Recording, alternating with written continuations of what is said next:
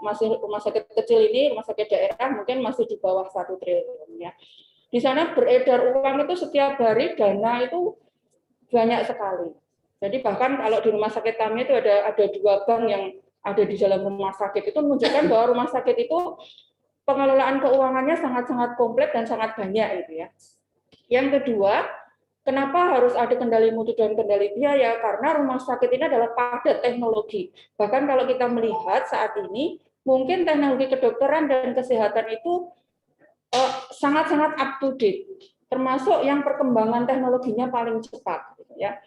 Kemudian rumah sakit adalah institusi yang padat sumber daya manusia. Semua profesi ada di rumah sakit ya. Banyak sekali profesi yang ada di rumah sakit. Ada tenaga kesehatan, ada dokter, kemudian ada perawat, ada kesehatan lingkungan. Bahkan di situ ada ahli-ahli yang lain. Misalnya apa? Oh, ahli bangunan, arsitektur misalnya dibutuhkan juga di rumah sakit. Selanjutnya, rumah sakit juga memiliki banyak sekali regulasi yang mengatur. Jadi rumah sakit itu ada undang-undang, ada peraturan pemerintah, dan regulasi lainnya yang mengatur jalannya operasional dari rumah sakit. Rumah sakit juga harus mematuhi undang-undang tentang lingkungan hidup, kemudian peraturan perundangan yang lain tentang tentang JKN, kemudian harus mematuhi juga peraturan atau undang-undang tentang tenaga kerja dan lain sebagainya. Jadi di rumah sakit, dalam satu bangunan rumah sakit saja banyak sekali peraturan perundangan yang harus diikuti. Selain itu juga rumah sakit penuh atau banyak konflik of interest, artinya banyak campur tangan atau keterlibatan dari berbagai macam pihak. Ya, misalnya kalau rumah sakit daerah itu, yang rumah sakit daerah pasti ada gubernur, ada bupati dan lain sebagainya. Makanya rumah sakit merupakan satu institusi yang sangat kompleks.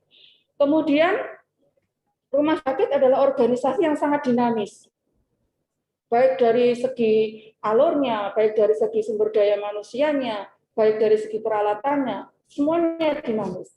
Kemudian kalau misalnya perkantoran di luar kesehatan itu hanya buka di waktu pagi misalnya, dari jam 7 pagi sampai jam 5 sore. Setelah itu off. Tapi rumah sakit tidak. Rumah sakit adalah institusi yang buka 24 jam. Jadi selama 24 jam itu istilahnya bergerak terus. Rodanya itu bergerak terus. Hari dalam 1 minggu. Tidak ada rumah sakit libur hari Sabtu libur gitu, tidak ada. Kalaupun ada yang libur, pasti roda yang lain akan ada yang menggerakkan oleh yang lainnya. Kemudian dalam 30 hari, dalam 1 minggu, dalam 1 bulan, hidup terus rumah sakit ini. Dan 365 hari buka terus rumah sakitnya. Nah, kemudian sumber daya manusianya kompleks sekali yang tadi sudah saya sampaikan di depan. Semua berbagai macam profesi ada di rumah sakit. Mulai dari dokter, perawat. Kemudian teknologinya sangat modern, sangat up to date, dan rumit. Semakin canggih teknologi sebetulnya semakin rumit. Gitu ya. Kemudian kompleksitasnya yang lain adalah tentang pembiayaan. Ada rumah sakit swasta, ada rumah sakit negeri, ada rumah sakit pusat, ada rumah sakit BLU, dan lain sebagainya. Ini hal-hal yang sangat kompleks yang dialami oleh rumah sakit. Kemudian, kenapa manajer pelayanan pasien harus melakukan atau terlibat dalam proses kendali mutu dan kendali biaya? Karena kalau kita melihat, definisi dari MPP sendiri adalah personel yang ditunjuk oleh direktur rumah sakit melaksanakan fungsi kolaboratif untuk melakukan asesmen, perencanaan, fasilitasi, koordinasi, evaluasi, dan advokasi pelayanan untuk kebutuhan yang komprehensif bagi pasien dan keluarganya dengan menggunakan komunikasi dan sumber daya yang tersedia, sehingga asuhan yang diberikan kepada pasien itu bermutu dan biayanya efektif. Nah, oleh karena definisi ini berarti menjadi tanggung jawab manajer pelayanan pasien juga untuk melakukan kendali mutu dan kendali biaya. Karena outcome yang diinginkan dari manajer pelayanan pasien adalah asuhan pasien yang bermutu dan biayanya yang efektif. Kalau kita nanti bicara bermutu dan biaya efektif, pasti tidak akan lepas dari standar yang melahirkan adanya MPP di Indonesia adalah dari standarnya akreditasi dari SNARS ya, RR 3.1 yang menyebutkan tentang kontinuitas atau kesinambungan. Kemudian case manager atau MPP dalam 1.1 itu seorang MPP adalah menjadi tour guide atau wali dari pasien. Jadi MPP itu akan mengikuti terus bagaimana pasien dari ruangan satu kemudian dipindah ke ruangan yang lain sampai dia pulang dan lain sebagainya. Kalau ini nanti ruang lingkup dari case manager seperti apa tidak akan saya sampaikan karena ini sudah kita bahas setiap saat ya. Nah ini yang saya maksudkan tadi, kesinambungan pelayanan MPP sebagai tour guide dari pasien. Jadi pada saat pasien mulai masuk baik dari rawat jalan maupun gawat darurat, misalnya pada saat itu sudah dibutuhkan kontribusi atau keterlibatan dari MPP, maka MPP memulai proses MPP, manajemen pelayanan pasiennya itu pada saat itu juga. Kemudian MPP akan mengikuti kemana pasien itu berada. Misalnya dari IGD pasiennya dirawat inap. Pada proses dirawat inap itu mungkin akan terjadi banyak hal ya, ada tindakan, ada pemeriksaan, ada bermacam-macam hal, proses penjaminan mutu harus dilaksanakan, kemudian ada juga pengendalian dari biaya yang diberikan, yang harus diberikan oleh pasien. Pada saat inilah MPP harus mengikuti. Kemudian sampai pada saat pasiennya keluar itu dalam kondisi apa? Bisa sembuh, bisa dirujuk ke rumah sakit yang lain, bisa meninggal, bisa juga ya pulang tapi diserahkan atau dialih rawatkan di panti misalnya. Ini adalah suatu proses yang diikuti oleh manajer pelayanan pasien di rumah sakit, mengikuti alur di mana pasien itu berada. Bahkan MPP harus menjamin kesinambungan pelayanannya itu sampai pasien berikutnya, misalnya dia ada kesulitan untuk melakukan kontrol ya atau rawat jalan selanjutnya setelah rawat inap. Kalau ada pasien yang memerlukan seperti itu, MPP harus bisa memastikan bahwa prosesnya berjalan dengan lancar.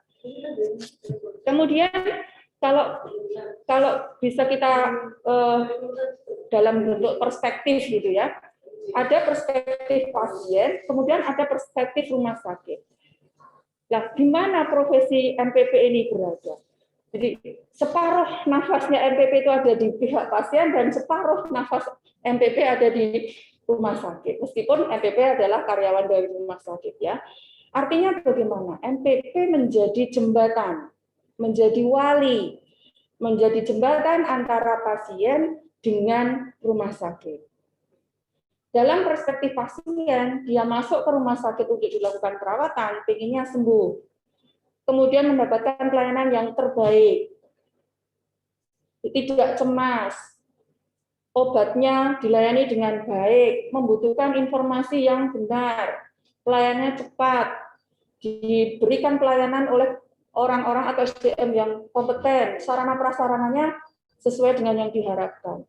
Sementara perspektifnya rumah sakit adalah ya supaya pasien yang dirawat terjamin keselamatan pasiennya, mutunya baik, kemudian komplainnya tidak ada, kemudian SDM-nya tercukupi, dan lain sebagainya. Ini perspektif dari rumah sakit. Nah, sementara sebagai jembatan tadi, MPP memiliki perspektif sendiri. Bagaimana caranya agar apa yang diharapkan oleh pasien ini bisa dipenuhi oleh rumah sakit, sementara rumah sakit juga bisa memuaskan dari pasien, seperti yang diharapkan oleh pasien. Jadi di benaknya MPP itu pasti setiap hari ini, wah ini high volume, loss-nya ini pasien ini panjang ini, biayanya tinggi, potensial komplain, daftar antrian mau operasi sangat lama, kasus-kasus kompleks, pembiayaan kompleks. Jadi kalau bisa saya simpulkan untuk di mana posisi MPP ini berada adalah MPP menjadi jembatan bagi kepentingan pasien dan kepentingan rumah sakit. Nah, kemampuan apa yang harus dimiliki oleh seorang MPP ini sudah banyak sekali disampaikan sebelumnya. Yang pertama adalah asesmen utilitas. Seorang MPP harus mampu mengakses semua informasi dan data yang dimiliki. Informasi dan data yang dimiliki tidak hanya sekedar data, tapi bisa dimanfaatkan untuk kebutuhan manajemen pelayanan pasien. Yang kedua, kemampuan yang dimiliki oleh MPP adalah perencanaan. Seorang MPP harus mampu merencanakan pelaksanaan manajemen pelayanan secara efektif dan efisien. Ya, kemudian fasilitasi. Seorang MPP harus mampu berinteraksi, makanya nanti ada kemampuan yang harus dimiliki oleh seorang MPP adalah komunikasi, soft skill, kemampuan untuk berkoordinasi. Yang terakhir adalah advokasi. Advokasi ini mampu menjadi advokat untuk semua orang atau semua pihak yang terlibat, misalnya DPJP dan lain sebagainya. Oleh karena itu dipersyaratkan oleh KARS dalam panduan MPP itu seorang MPP harus memiliki kualifikasi pernah menjadi kepala ruang. Karena kalau belum pernah menjadi kepala ruang, mengasesmen utilitas, kemudian advokasi, fasilitasi pasti akan mengalami kesulitan. Karena kemampuan ini, asesmen utilitas, perencanaan, fasilitasi, dan advokasi pernah didapatkan dan pernah dilaksanakan pada saat MPP menjadi kepala ruang. Ini kemampuan. Ini yang diharapkan dimiliki oleh seorang MPP. Pengetahuan atau pelatihan lainnya yang harus dimiliki atau harus sebaiknya dimiliki oleh seorang MPP. MPP harus paham tentang panduan praktek klinis karena dalam prosesnya nanti, proses pelaksanaan manajemen pelayanan pasien itu sangat-sangat terkait dengan CP, sangat-sangat terkait dengan panduan praktek klinis, algoritma, protokol, standar, dan lain sebagainya. Jadi MPP harus paham betul tentang SPO, tentang kesinambungan pelayanan, keterlambatan pelayanan, pemberian informasi, itu seorang MPP harus paham betul. Kemudian pelatihan PCC ya, kalau teman-teman sudah ikut pelatihan dengan KARS itu sudah banyak sekali pelatihannya tentang PCC. Kemudian pelatihan-pelatihan tentang perasuransian ya, eranya saat ini memang eranya JKN, jadi mau tidak mau hampir semua rumah sakit di Indonesia ya, sebagian besar rumah sakit di Indonesia kerjasama dengan BPJS. Jadi mau tidak mau perasuransian terutama jaminan kesehatan nasional ini, Inasi BIJIS, MPP harus tahu. Ya, karena nanti akan menjadi jembatan antara DPJP dengan coding gitu ya, biasanya seperti itu. Kemudian pelatihan tentang discharge planning untuk kontinuitas pelayanan. Ada beberapa kasus yang memang harus atau membutuhkan keterlibatan MPP dalam proses discharge planning. Memastikan misalnya, pasiennya pulang, dia sendirian di rumah, tidak punya keluarga. Ini tugasnya MPP nanti untuk memastikan bahwa pada saat dia pulang, dia tidak menjadi terlantar. Makanya akan bekerja sama dengan dinas sosial, kemudian panti-panti dan lain sebagainya. Ini tugas harian dari seorang MPP. Kemudian pelatihan manajemen risiko, risiko komplit, risiko pembengkakan biaya, risiko biaya rumah sakit melebihi klaim Inasi BIJIS yang ditetapkan gitu. Jadi seorang MPP harus punya kemampuan untuk melakukan manajemen risiko. Kemudian pelatihan untuk meningkatkan soft skill, ini yang saya bilang tadi. Advokasi, komunikasi, sangat dibutuhkan kemampuan seorang MPP untuk memiliki kemampuan interpersonal ini. Harus pelatihan, jadi handling komplain, MPP juga ikut pelatihan, customer service, MPP juga harus tahu, gitu ya. Jadi memang, apakah di tempat kami semuanya sudah dimiliki? Belum semuanya dimiliki, tapi paling tidak dalam pelaksanaan sehari-hari kita sudah melaksanakan. Jadi sambil jalan memang. Ya. Perspektif pelayanan rumah sakit ini yang kita harapkan. Pelayanannya memuaskan, produknya bermutu, dan value yang diharapkan adalah menyenangkan. Menyenangkan siapa? Menyenangkan semua pihak, baik pasien maupun rumah sakit. Nah, kita akan bahas satu-satu ya, sharing pengalaman tentang mutu ya. Jadi kita tadi kan akan MPP dalam kendali mutu dan kendali biaya. Jadi yang pertama kita akan bahas adalah tentang mutu pelayanan. Kalau kita bicara mutu, ada beberapa dimensi ini hanya beberapa saja yang saya sebutkan ya. Yang pertama kompetensi teknis. Kompetensi teknis ini maksudnya adalah ada yang mengatakan bahwa kalau suatu tindakan dilakukan oleh spesialisasi tertentu, berarti sudah bermutu. Misalnya seperti itu. Kalau pasien dilakukan tindakan di ICU, perawatnya sudah mendapatkan sertifikat pelatihan ICU tingkat advance misalnya, Berarti sudah dikatakan itu bermutu. Kemudian kemudahan dalam akses.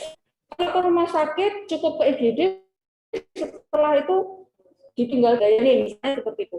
Atau pada saat kita masuk ke rawat jalan, daftarnya di lantai 1, ngambil nomornya di lantai 2, nanti periksanya di lantai 1 lagi, bolak-balik lah. Kemudahan akses ini yang juga menjadi salah satu dimensi dari mutu. Kalau aksesnya dipermudah untuk pasien masuk ke rumah sakit mendapatkan pelayanan, pasien bisa mengatakan bahwa rumah sakit ini memberikan pelayanan yang bermutu. Kemudian efektivitas, artinya bagaimana? Kalau harapan saya dalam masuk rumah sakit 3 hari dioperasi sembuh, berarti efektif persepsi pasien seperti itu. Kalau persepsi rumah sakit bangun efektif, kalau ditargetkan oleh DPJP dirawat dalam 3 hari dengan biaya 10 juta, oh ternyata cukup dengan 2 hari dengan biaya 8 juta, termasuk dalam efektif. Ya. Kemudian kesinambungan, artinya bagaimana? Kalau semua pihak yang terkait dalam pemberian asuhan kepada pasien ini terlibat dan aktif, berarti tidak ada lempar-lemparan dari satu ke yang lain, kemudian pelayanannya tepat sesuai waktu yang diharapkan, berarti kesinambungan. Ada juga mutu di dimensi kenyamanan. Kalau saya ke rumah sakitnya hijau, rindang, tempatnya tenang, sejuk, pengunjung dibatasi, ruangannya bagus, nyaman, AC, berarti mutu. Ya. Kemudian keamanan, perspektif keamanan atau dimensi keamanan. Di situ ada yang mengatakan, pokoknya kalau saya masuk ke rumah sakit A, di situ dijamin aman, tidak akan ada gangguan, tidak akan ada kehilangan dan lain sebagainya. Kemudian kemudahan mencari informasi. Kalau pasien bertanya tentang A kepada DPJP, DPJP siap memberikan jawaban, pasiennya akan puas, dia akan bercerita bahwa di rumah sakit itu mutunya baik gitu ya. Kemudian ketepatan waktu lagi sesuai standar yang ditetapkan. Kalau waktunya sesuai dengan standar yang diharapkan, dalam dimensi mutu ini sebetulnya kalau kita mengikuti akreditasi ini sangat terbantu karena dalam akreditasi ini baik KARS maupun nasional maupun internasional maupun JCI ya, itu semuanya hal terkait mutu dan keselamatan pasien ada di situ. Jadi standar-standar yang diharapkan atau dicantumkan dalam proses akreditasi itu semuanya terkait dengan mutu. Nah, jadi kalau rumah sakit yang sudah mengikuti akreditasi pasti akan sangat concern terhadap mutu pelayanan ini. Nah, ini tadi yang saya maksudkan dengan efektivitas. Jadi seorang MPP itu harus membuktikan bahwa dia terlibat dalam proses mutu di rumah sakit. Dari apa? Yang pertama adalah dari hasil sendiri, hasil kinerja sendiri, atau kinerja individu ya. Kalau mungkin rumah sakit lain bilang IKI ya, indikator kinerja individu. Di situ harus dapat membuktikan bahwa saya bekerja. Buktinya apa? Buktinya saya targetkan di awal tahun, setiap bulan itu saya harus kelola minimal 45, misalnya seperti itu. Ya, dalam prosesnya bagaimana? Itu harus ada data. Datanya merupakan bukti dari proses kelolaan dari MPP tadi yang sudah tercatat di form A dan form B. Ini kalau untuk form A dan form B ini teman-teman mungkin akan banyak sekali variasinya ya. Kalau saya pribadi kita sudah dari Rumah Sakit Dr. Mulyadi untuk form A dan form B ini sudah dalam proses revisi yang ketiga. Jadi sangat dinamis ya perkembangannya. Karena kita mengikuti perkembangan, kemudian mengikuti masukan-masukan, mengikuti hasil dari pelatihan. Jadi sudah hampir kita mau evaluasi untuk form yang kedua ini untuk revisi yang ketiga. Karena ada beberapa hal yang tidak mampu kami kelola, ada beberapa hal yang harus kami masukkan menjadi option di form A dan form B. Nah, proses yang kita lakukan, proses manajemen pelayanan pasien yang kita lakukan terdokumen di dalam rekam medis dalam bentuk form A dan form B. Kemudian dari form A dan form B ini kita rekap dalam bentuk pasien kelolaan MPP. Jadi ini harus tergambar. Seorang MPP itu di awal tahun dia menargetkan setiap bulan 45 kasus minimal. Apakah sudah tercapai atau belum? Kalau belum tercapai, apa kendalanya? Harus dianalisis, dievaluasi, dan dilakukan tindak lanjut. Karena pengelolaan pasien ini akan sangat dengan muara akhirnya adalah remunerasi atau jasa kesehatan. Sampai belum antara target yang ditetapkan di IKI atau di OPP-nya dengan kenyataan yang didapatkan setiap waktunya. Kemudian proses-proses yang lain harus terdokumen juga. Misalnya apa? Menyelenggarakan case conference gitu ya.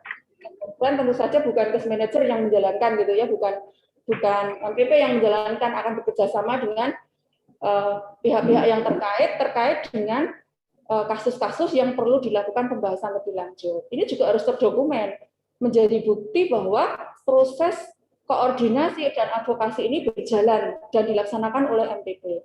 Kemudian ada beberapa hal juga yang karena MPP itu menjadi staf di bawahnya siapapun, dia berkewajiban untuk melaporkan kegiatannya. Kalau di tempat kami bulanan ya, ada laporan bulanan yang harus disampaikan oleh atasan dari MPP. Kemudian ada mungkin diberikan tembusan kepada siapa saja yang terkait dengan temuan laporan bulanan itu. Dan jangan lupa mungkin sebagai ASN ya, karena kami di Rumah Sakit Morbi adalah ASN, berkewajiban juga mendokumentasikan proses manajemen pelayanan pasien ini di dalam logbook, karena ini nanti akan sangat berguna bagi kami sebagai pelayanan yang sudah diberikan untuk mencapai angka kredit tertentu yang dipersyaratkan bagi ASN ya, untuk naik pangkat, kemudian pengusulan angka kredit dan lain sebagainya. Jadi proses-proses yang terkait langsung dengan individu ini harus terdokumentasi. Kalau dia tercapai berarti mutunya baik, gitu ya. Atau kalau dia tidak tercapai bukan berarti mutunya jelek, tidak. Tapi mungkin ada beberapa hal yang memang menjadi kendala atau menjadi hambatan pada saat melakukan manajemen pelayanan pasien. Kemudian ini yang prosesnya tadi ya, proses manajemen pelayanan pasien itu ada konferensi, ada edukasi terintegrasi kepada keluarga ya, kemudian ada ronde, kemudian ada beberapa perubahan tata kelola dari proses. Tujuannya agar apa? Agar pelayanan diberikan bermutu. Misalnya apa? Memotong antrian, kemudian reminder untuk pasien-pasien yang menjadi kelolaan dari MPP tadi untuk kontrol, gitu ya. Jangan lupa proses-proses yang telah dilakukan ini terdokumentasi semuanya, baik dalam undangan, daftar hadir, notulen, ya. Kemudian jangan lupa mengingatkan PPA untuk menulis di CPPT terkait dengan proses yang sudah dijelaskan, sudah dilaksanakan di ini tadi. Ya. Kemudian di lembar edukasi terintegrasi jangan lupa diingatkan juga, terutama untuk DPJP, menulis di lembar edukasi terintegrasi jika sudah melakukan edukasi secara terintegrasi kepada pasien. Jadi bukan berarti MPP menulis di CPPT, bukan, karena MPP punya hak untuk menulis di rekam medis dalam bentuk form A dan form B. Tapi proses yang dilaksanakan berkoordinasi dengan PPA lah, DPJP lah yang berhak untuk menulis proses tersebut di dalam catatan perkembangan pasien terintegrasi, dan kalau melakukan edukasi maka DPJP wajib menuliskan di lembar edukasi terintegrasi. Nah, kalau tadi kita bicara tentang mutu individu MPP, proses pelaksanaan manajemen pasien oleh MPP sendiri berdasarkan indikator kinerja individu. Nah, MPP juga harus tahu hasil mutu atau produk mutu yang dihasilkan dari kinerja unit. Unit ini mestinya adalah rumah sakit ya. Jadi kalau ini saya gambarkan dari tahun 2011 akhir ya, di November 2011 kami menjadi MPP, kemudian mulai dari tahun 2012 dari loss ya, itu menjadi sorotan dan sangat-sangat bermakna. Bukan berarti loss yang menurun ini, yang membaik ini terjadi. MPP bukan, kerjanya adalah kerja bersama. Tapi dengan adanya MPP terbukti bahwa loss pasien dari tahun ke tahun menurun. Ya, dari awalnya dulu tahun 2012 itu kita masih loss-nya sekitar 5,37. Sampai di tahun 2020 ini terakhir kita di loss-nya adalah di 3,31. Bukan berarti ini kerja MPP sendiri, bukan.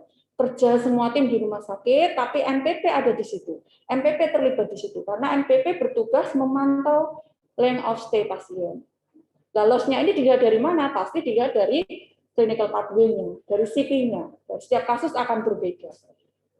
Kemudian kita juga harus melihat, karena kita kan banyak berkoordinasi dengan DPJP. Kelengkapan asesmen awal dokter ya. Ini yang sering, karena rumah sakit kami terus terang saja kami rumah sakit pendidikan ya. Jadi masih ada beberapa dokter yang kadang-kadang tidak setiap hari, kadang-kadang tidak visiternya diwakilkan kepada PPDS. Nah, ini juga kita harus tahu data ini, karena nanti kita akan berkoordinasi terkait dengan apa? Kesinambungan pelayanan pasien kepada yang diterima dia dari DPJP. Kemudian terkait dengan capaian kepuasan pelanggan, gitu ya. Ini juga sangat kita harus tahu karena MPP sangat berperan di sini. Jadi misalnya ada pasien yang mulai ini, kalau orang Jawa bilang bribek-bribek, ini kayaknya mau ada komplain nih, bribek-bribek gitu. Lah, PPA atau perawat yang ada di ruangan akan segera menghubungi MPP. Tujuannya apa? MPP akan melakukan advokasi. Jangan sampai ada komplain yang meningkat. Capaian kita masih rendah, masih 83,05. Tapi ini mengalami peningkatan dibandingkan dari grafiknya naik. Kepuasan pasien ini meningkat dari 81,65 menjadi di akhir tahun 2020 di bulan Desember ini 83,65. Jadi memang menjadi suatu hal, kalau di kami ini sesuatu hal yang menyenangkan buat kami, karena apa? Berarti proses yang kita lakukan bekerja sama dengan PPA, bekerja sama dengan semua unit yang ada di rumah sakit ini secara angka menunjukkan perbaikan. Baik dari loss menurun, kemudian kepuasan pasien meningkat, kemudian kepatuhan dari PPA mengisi lembar rekam medis ini juga mengalami peningkatan. Jadi itu yang terkait dengan pengendalian mutu. Proses-proses yang ada di rumah sakit, beberapa hal memang menjadi fokus utama dari seorang MPP dalam melakukan proses manajemen pelayanan pasien. Yang kedua, terkait dengan kendali biaya. Nah, ini yang kita sampaikan bahwa seorang MPP itu bahkan kalau dibilang case manager sekarang ini moto duiten gitu, ada yang bilang begitu ya, tapi mau tidak mau karena kita memang menjadi salah satu pilar dalam proses kendali biaya, MPP harus paham tentang ini. Bagaimana supaya pendapatan tetap meningkat, biaya variabelnya meningkat tapi tidak terlalu tinggi, biaya tetapnya stabil, total biayanya dengan volume yang meningkat tapi tidak terlalu signifikan, sehingga apa? Sehingga yang diharapkan adalah ini, untung. Jadi kalau kita melihat di grafik, misalnya kita juga harus tahu ini, MPP harus tahu per unitnya ini bagaimana. Misalnya di IGD, di IGD antara unit cost-nya itu antara pengeluaran dan pendapatan kok sama. Nah, ini harus kita menjadi kerjasama dari MPP dengan pihak yang terkait untuk membahas ini. Kenapa bisa begitu? Ternyata pemborosan di pemeriksaan penunjang. Kita ketemu kemarin begitu ya. Di IGD, pasien dengan kecelakaan dilakukan pemeriksaan radiologi itu sampai 11 item, bayangkan. Kalau 11 item dilakukan, ternyata pasiennya rawat jalan, ini siapa yang rugi? Rumah sakit, jelas. Dirawat inap pun, rumah sakit juga akan rugi, karena apa? Harusnya satu kali pemeriksaan selesai, di IGD saja sudah 11 pemeriksaan. Nah, ini harus menjadi konsentrasi juga dari seorang MPP untuk melakukan kendali biaya. Nah, ini yang kita ada beberapa nih ya, yang kita harapkan adalah yang kita warnai kuning ini ya. Jadi paling harapannya volume pelayanannya naik, jadi pasiennya tambah gitu ya. Dari kemarin misalnya bornya 70 ya harapannya bornya meningkat menjadi 75 misalnya. Tapi harapannya adalah biaya tetaplah minimal atau turun kalau bisa. Kemudian biaya variabelnya naik. Nah, pendapatan dikurangi total biaya, ini yang kita harapkan. Jangan sampai yang kita hadapi adalah volume pelayanannya tetap atau volume pelayanannya turun, tapi biaya tetapnya naik, kemudian biaya variabelnya turun. Nah, ini tentu kita akan menangis karena pasti akan mengalami defisit rumah sakit. Nah, Mau tidak mau, karena rumah sakit kami ini rumah sakit hampir 85% pasien kami adalah pasien JKN. Jadi semakin besar porsi pasien JKN, berarti fokus kita juga terkait pelayanan kepada pasien JKN ini juga lebih besar. Hampir 85% pasien kami di 2020 ini adalah pasien JKN. Jadi memang fokus kami seperti itu. Ada penurunan di bulan Februari ke sini ya, karena mulai ada COVID terhadap pasien ini. Tapi kalau nanti kita akan di belakang akan kami sampaikan, akhirnya juga akan sama dari segi volumenya. Nah, harapannya pada saat di era JKN ini adalah jumlah pasien kita banyak. Harapannya ya ini, mutu pelayanannya baik, codingnya baik, benar. Kalau sudah begitu, rumah sakit dapat pembayaran sesuai haknya, revenue naik, remun atau jasanya naik. Kalau seperti ini, kita pengennya sih seperti ini ya. Kalau seperti ini nanti tercapai, semua pasti akan bahagia. Nah, ini yang akan kita bahas.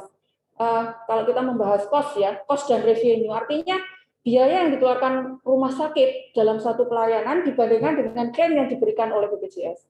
Kalau yang pertama ini biayanya 10 juta, ternyata klaimnya juga hanya 10 juta, berarti kita kerja bakti.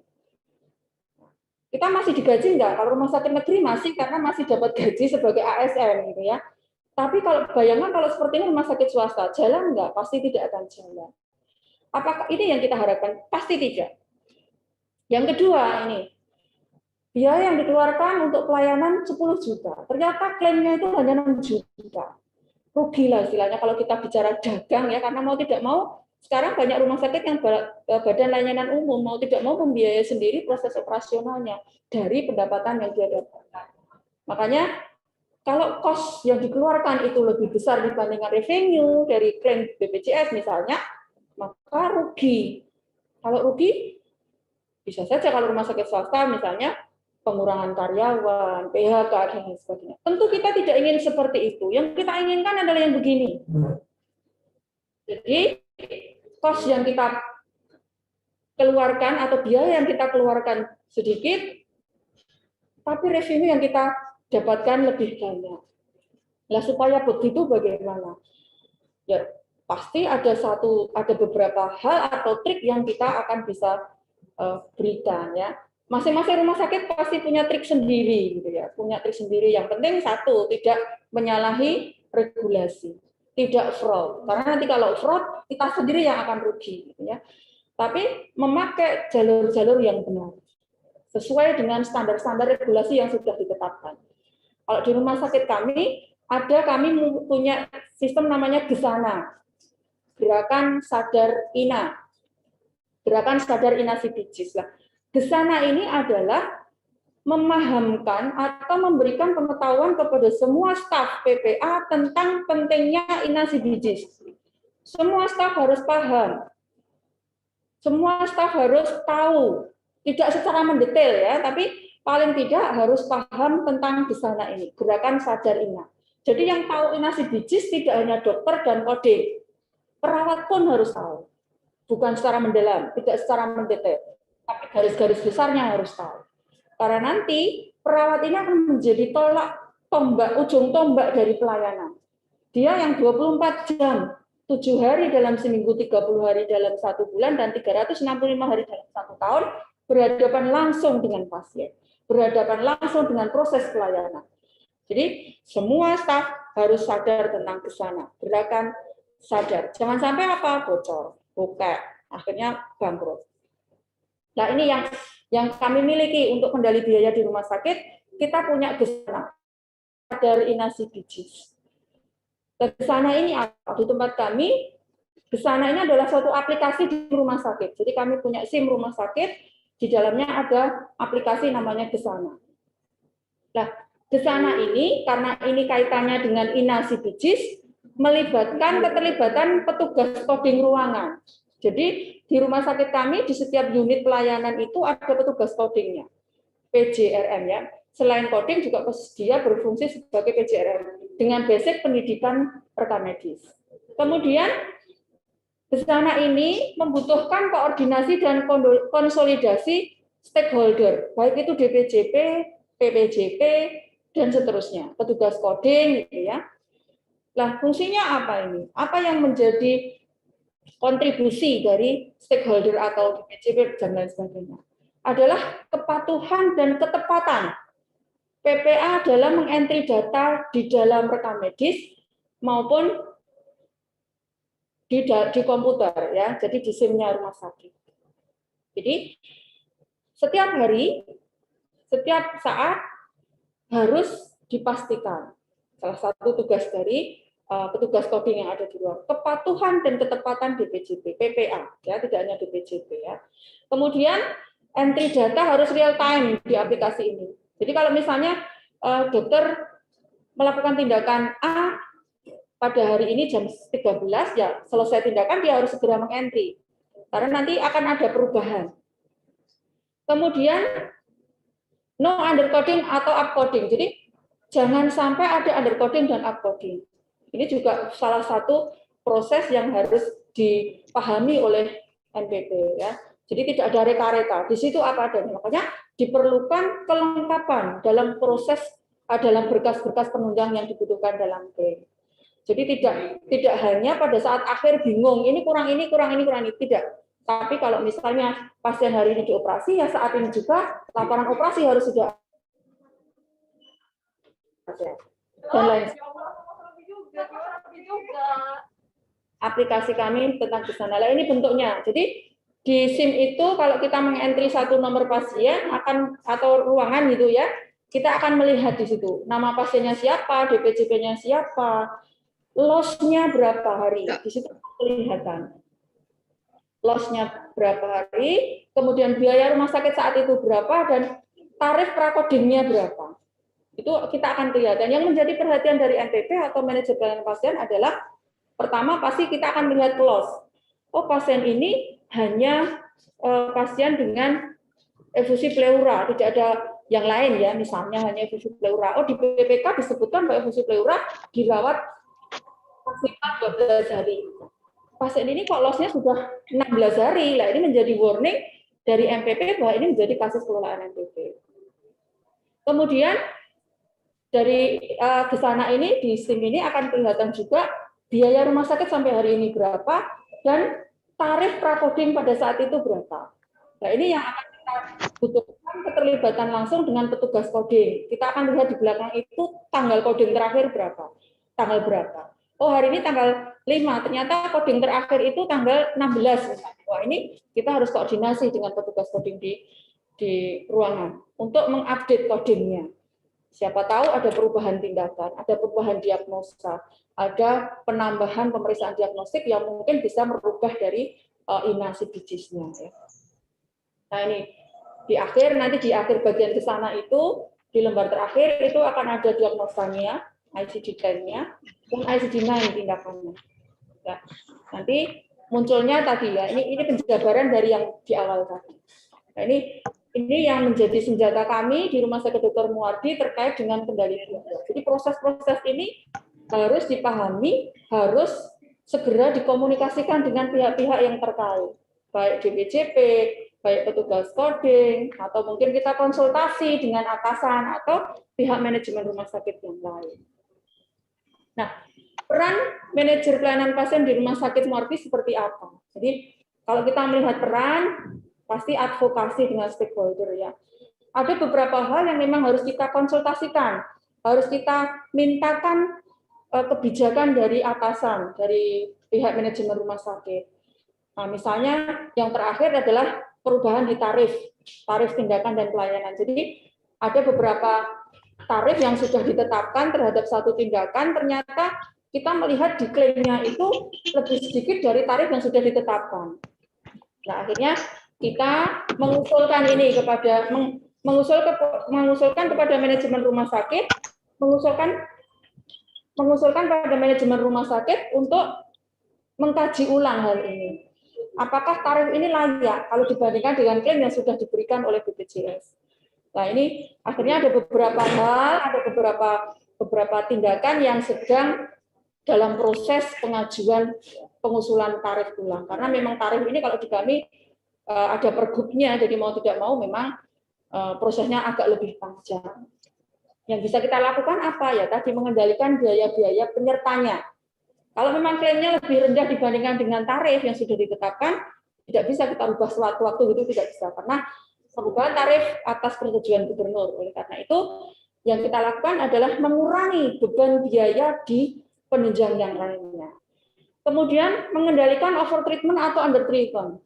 Ya, rumah sakit kami rumah sakit pendidikan. Jadi memang ini agak menjadi hal yang bukan sulit ya, memerlukan effort tersendiri buat kami karena ada di situ tuntutan pendidikan, sementara tuntutan pelayanan efektif dan efisien. Nah, ada beberapa kasus yang mau tidak mau karena rumah sakit kami rumah sakit tipe A, rujukan tingkat akhir, jadi PPK 3 lah istilahnya. Ada beberapa kasus yang dirujuk dari rumah sakit sebelumnya. Misalnya apa? Koreksi vertebra. Kalau kita melihat misalnya kalau vertebra ini pennya saja itu bisa ratusan juta. Nah, bagaimana caranya? Karena kita rumah sakit pendidikan tidak mungkin kita tidak melakukan itu, karena ini dibutuhkan untuk kemajuan pendidikan. Bagaimana caranya? Kita usulkan bagaimana kalau ada pengaturan volumenya. Kalau dalam 1 bulan misalnya ada 6, biasanya kita akan atur dalam 1 bulan cukup 1 atau 2 saja. Karena kalau kita turuti klaimnya untuk koreksi vertebra ini sangat sedikit. Sementara biaya produksinya pennya saja bisa ratusan juta. Jadi tidak mungkin kita akan membiarkan rumah sakit mengalami defisit untuk kasus ini dan dalam jumlah yang banyak. Meskipun nanti ada subsidi silang, tapi siapa yang mau gitu ya, 1 kasus, 2 kasus, 3 kasus, 6 kasus semuanya rugi gitu ya. Oleh karena itu memang ada pengaturan volume tindakan. Nah, ini sudah disepakati ada pengaturan. Tidak mengesampingkan proses pendidikan yang berjalan, tapi tetap memperhatikan efektivitas dan efisiensi dari segi administratif rumah sakit. Kemudian pengendalian loss. Nah, pengendalian loss ini sangat terkait dengan DPJP. Makanya setiap ada loss yang panjang, kita akan selalu berhubungan dengan DPJP. Kita akan selalu berkoordinasi dengan beliau. Apakah masih akan ada tindakan lagi, tujuannya apa, goalnya sampai nanti beberapa hari, dan lain sebagainya. Nah, supaya ini bisa ditekan loss-nya, setiap DPJP harus menetapkan untuk kasus pasien ini rencananya akan dipulangkan dalam berapa hari. Nah, ini apakah akan sudah berjalan semuanya? Belum. Ada beberapa kasus yang kami memang merupakan tipe C, tipe A yang rujukan tingkat 3, kompleks sekali kasus-kasusnya, tidak semuanya bisa berjalan sesuai rencana. Tapi kita sudah melakukan proses untuk rencana pemulangan pasien ini dilakukan H-1. Memang belum berjalan dengan baik, tapi dalam proses berjalan. Kenapa ini bisa harus dilakukan dan harus siap? Karena berkas sebelum pemulangan pasien H-1 sudah lengkap. Kalau berkasnya sudah lengkap, target waktu yang ditetapkan dari kelengkapan berkas ruangan dari ruangan, kemudian sampai ke PJRN, waktunya yang ditetapkan respon time-nya adalah maksimal 1 hari, ini bisa tercapai. Tujuannya apa? Di sini 1 hari, kemudian sampai di Kodim Pusat 1 hari, di sini juga sampai 1 hari, proses klaimnya tidak akan berjalan lambat. Nah, ini kita sudah, alhamdulillah sudah mengalami proses penurunan ya, penurunan dalam respon time proses pengekliman. Kalau dulu itu kita misalnya bulan ini ya, bulan Maret kita itu terima JB-nya itu bulan Agustus 2020 gitu. Kalau dulu ya, tapi sekarang sudah sudah menurun. Ini juga masih belum bagus, tapi paling tidak sudah ada proses perbaikan. Jadi kita tinggal masih 2 bulan ya. Karena memang pasien kami banyak, jadi ya memang butuh proses ini, butuh kesadaran bersama untuk mensukseskan proses ini. Dan dari ini juga kita juga melakukan audiensi dengan TKMKB. Jadi manajer pelayanan MPP di Rumah Sakit Dr. Muardi itu masuk menjadi anggota TKMKB. TKMKB itu tim kendali mutu dan kendali biaya. Kemudian menjadi anggota dari tim Kesmek. Ada juga yang menjadi anggota dari tim anti fraud. Jadi segala sesuatu yang terkait dengan kendali mutu, kendali biaya, kemudian case make dan anti fraud, manajemen pelayanan pasien di Rumah Sakit Dr. Muardi menjadi bagian dari itu.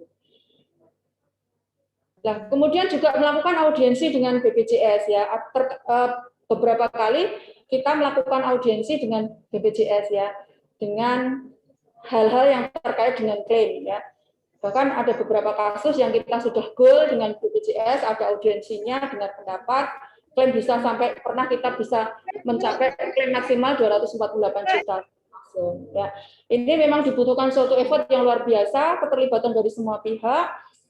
Bahkan untuk menggolkan yang terakhir ini tadi, kita sempat benchmark ya ke rumah sakit yang lain. Rumah sakit yang lain seperti apa sih untuk kasus yang seperti ini?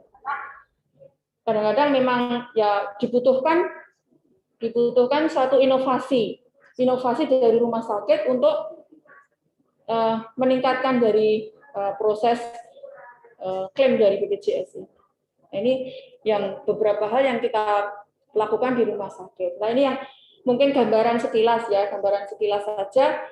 Ini angka yang kita dapatkan. Jadi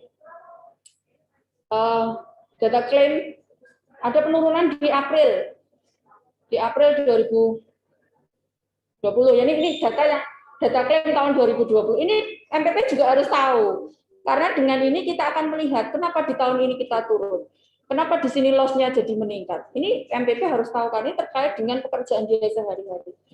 Di April 2020 memang ada penurunan karena kita mulai merawat pasien COVID. Pasien COVID-nya masih sedikit yang masuk, sementara pasien umumnya sudah mulai tidak ada, berkurang. Jadi memang bornya pada April 2020 ini kita sangat turun ya, mencapai 40-50% dengan rata-rata bor selama ini sekitar 70-80%. Nah, tapi proses ini berjalan setelah Mei Juni, pasien umumnya sudah mulai adaptasi, sudah mulai berani masuk rumah sakit, dan pasien COVID-nya meningkat luar biasa. Bahkan pada tahun 2020 bulan sekitar Agustus atau September kita ditarget oleh gubernur harus menyediakan 500 tempat tidur untuk pasien COVID. Jadi memang Rumah Sakit Muardi seperti yang pernah diberitakan di koran-koran sampai kita mendirikan tenda darurat di depan IGD. Karena memang bludak untuk pasien COVID, karena memang kita rujuk. Tapi untuk akhir-akhir ini mulai bulan Februari 2021, alhamdulillah, semoga ini angka yang benar-benar nyata, COVID-nya sudah turun.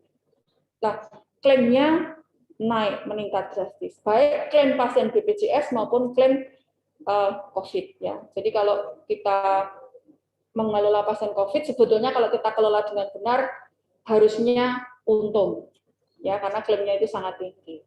Nah, kita juga harus tahu di target pendapatan 2020, target Rumah Sakit Dr. Muardi ditargetkan di angka 723 miliar.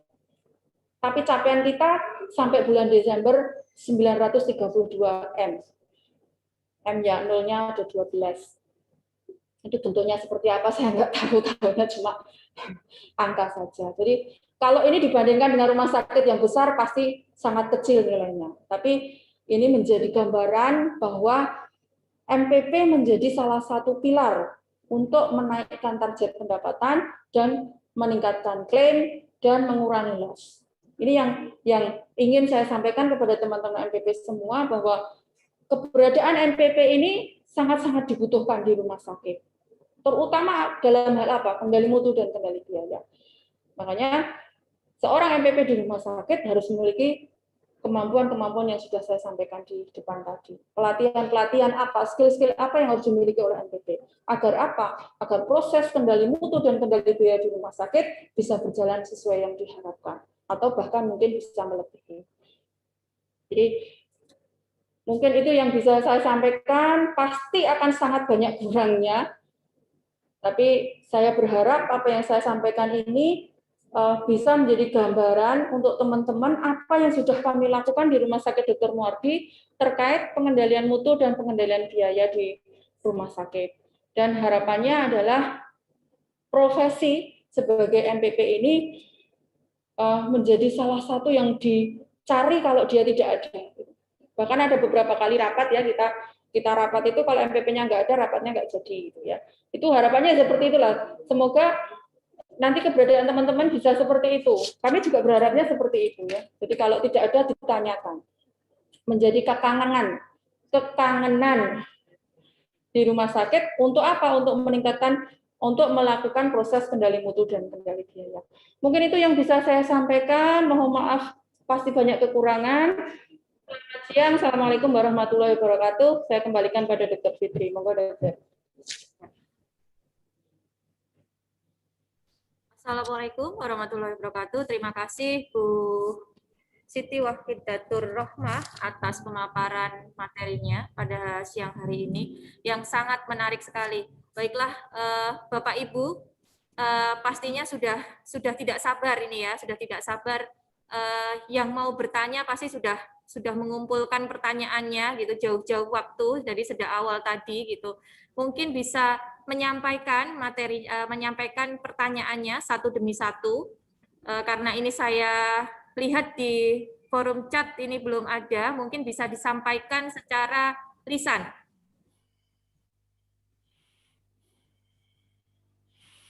Monggo Bapak Ibu. Mungkin dari Bapak Ibu pengurus pusat.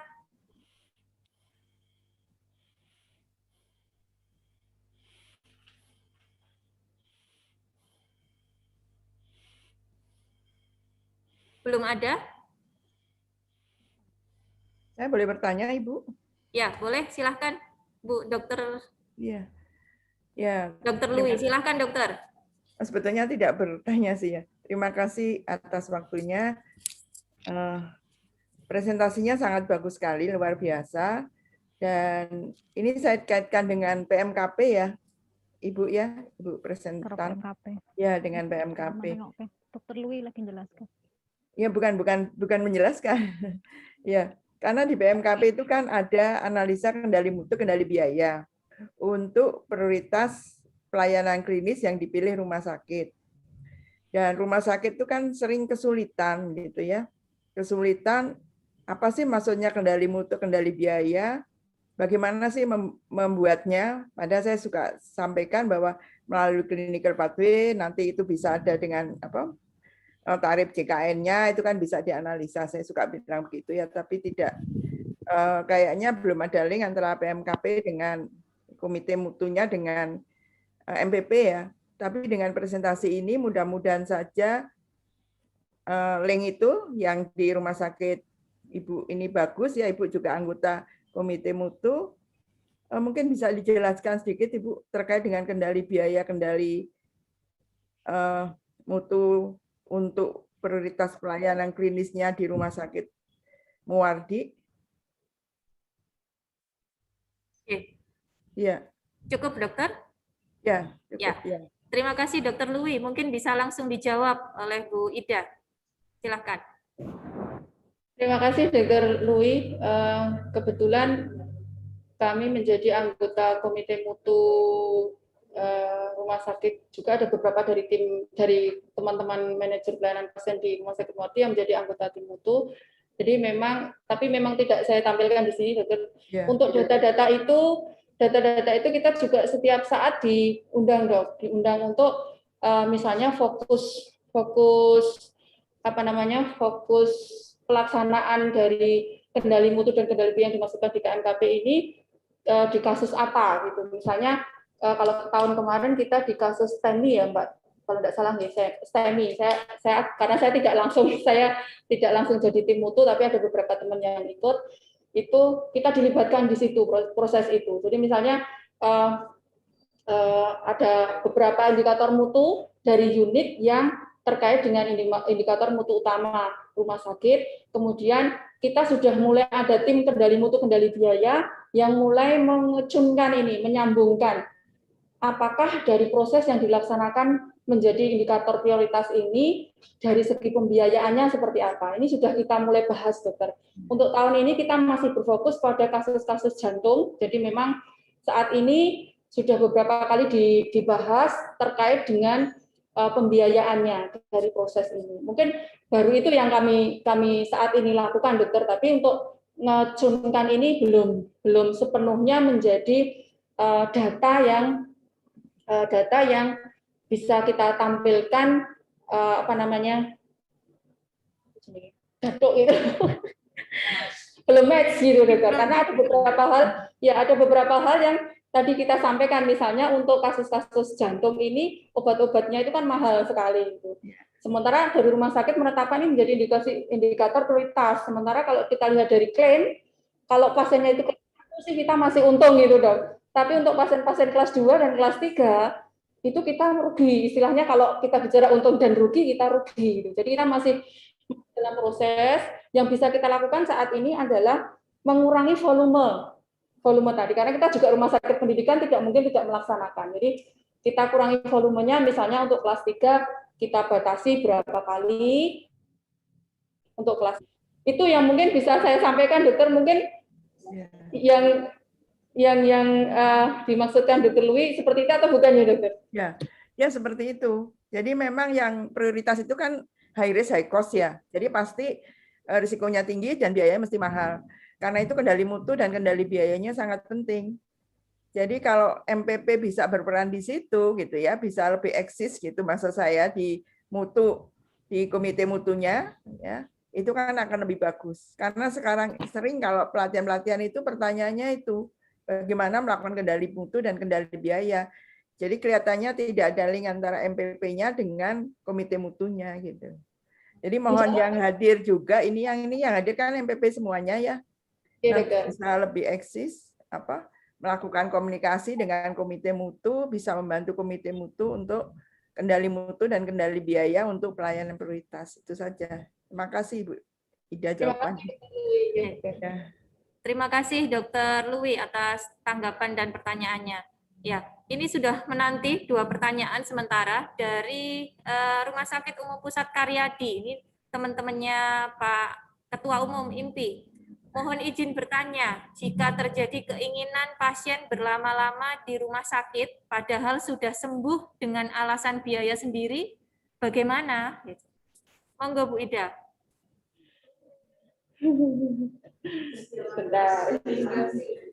Pertanyaan menarik sekali ini.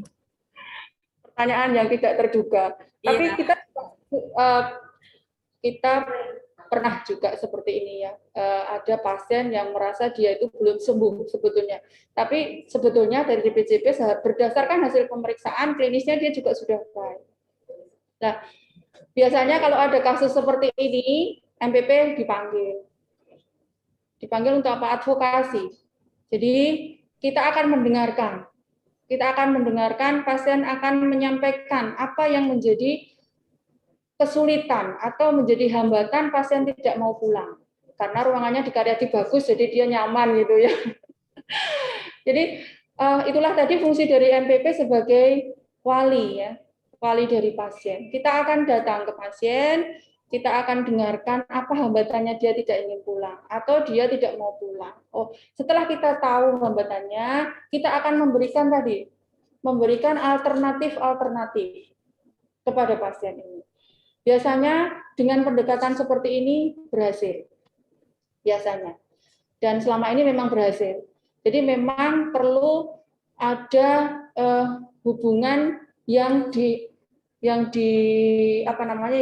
dijalin antara MPP dengan pasien jauh sebelum komplain ini muncul. Nah, ini adalah tugas dari PPA untuk mengidentifikasi kemungkinan komplain atau kemungkinan hal-hal yang bisa terjadi kepada pasien. Misalnya tadi. Yang kedua, kita menyampaikan kepada DPJP, mengingatkan beliau pada saat awal masuk 1 kali 24 jam, maksimal 2 kali 24 jam, DPJP harus tetapkan dari awal. Kira-kira dengan kasus ini, pasien akan dirawat selama beberapa hari. Nah, kalau sudah seperti itu, harus disampaikan juga kepada pasien. Jadi kalau dokter memprediksi perawat ini akan dirawat selama kurang lebih 7 hari. Nah, ini juga harus disampaikan kepada pasien bahwa bapak atau ibu nanti dirawat di sini kurang lebih sekitar 7 hari. Jadi sejak awal sudah disampaikan kepada pasien bahwa targetnya adalah segini, Bapak nanti kurang lebih pulang seperti ini. Kalau ini sudah disampaikan kepada pasien, insya Allah proses-proses kita pendekatan ke pasien ini lebih enak, lebih gampang. Ya, pasien itu trust-nya kepada kita lebih.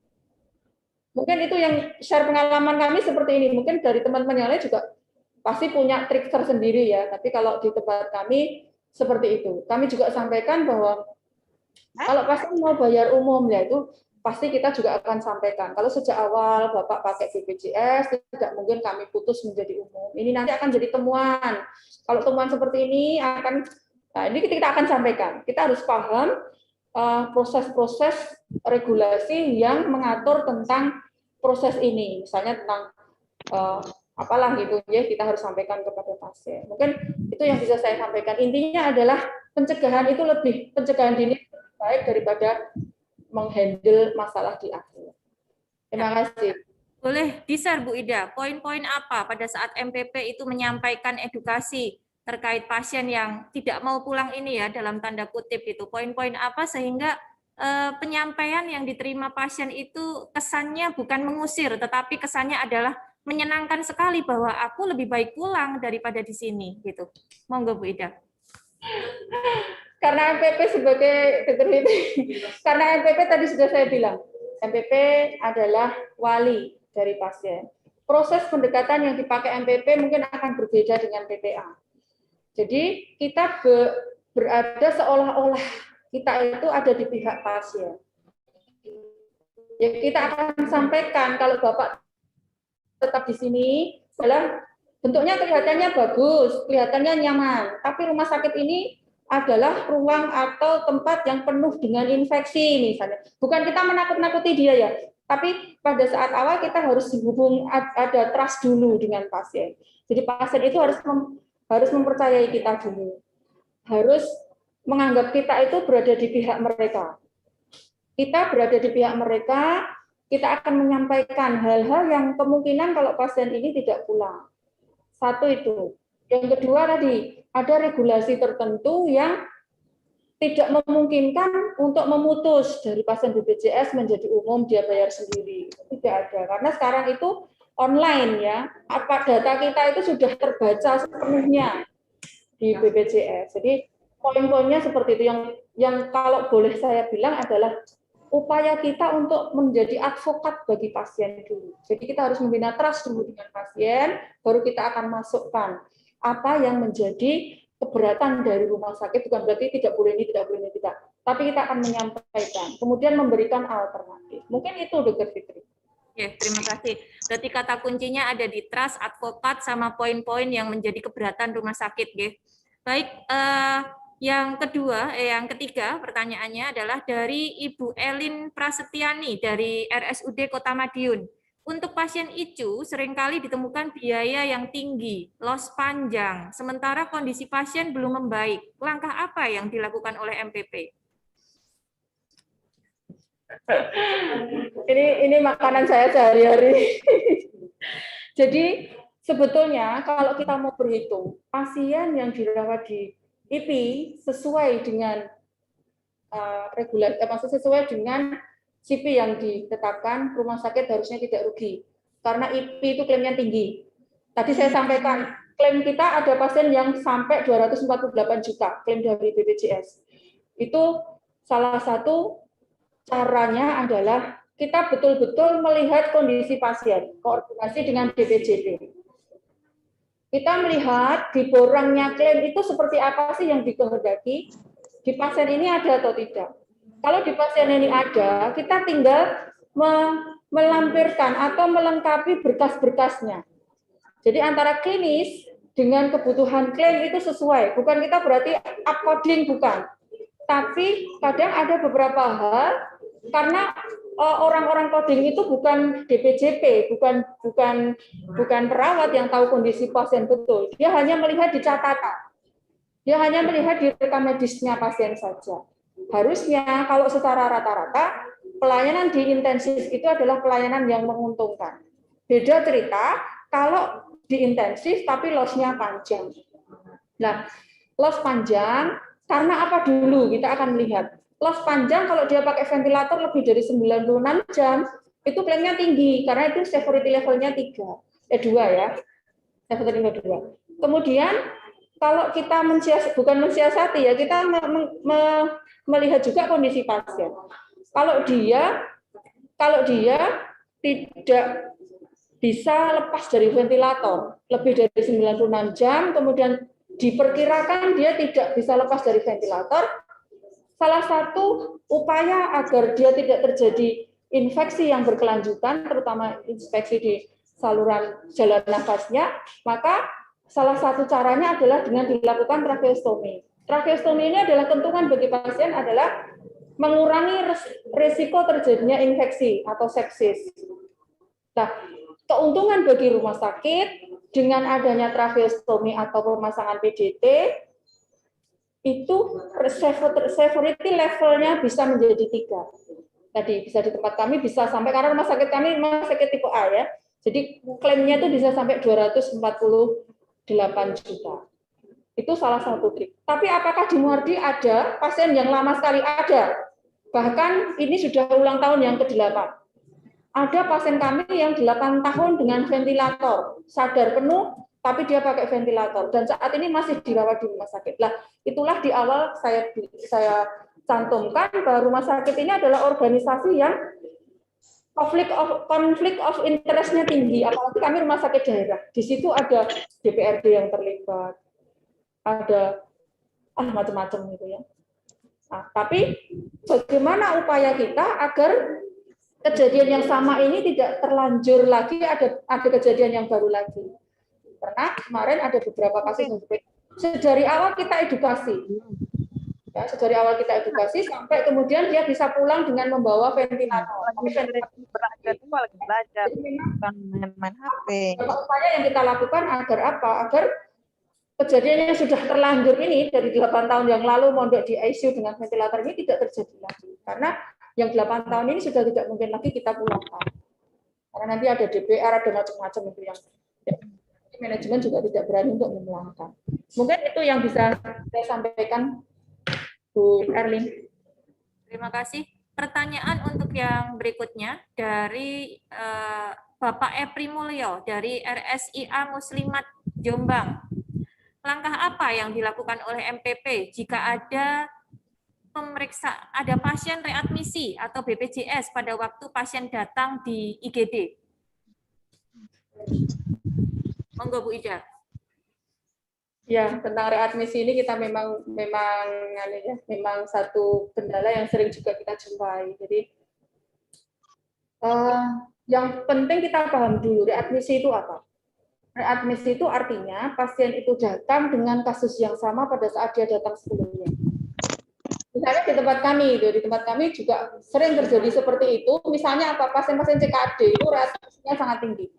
Tapi itu juga akan menjadi satu data bagi kami untuk perbaikan pelayanan berikutnya. Jadi pada saat dia pulang, sebelum dia pulang, itu harus tahu betul.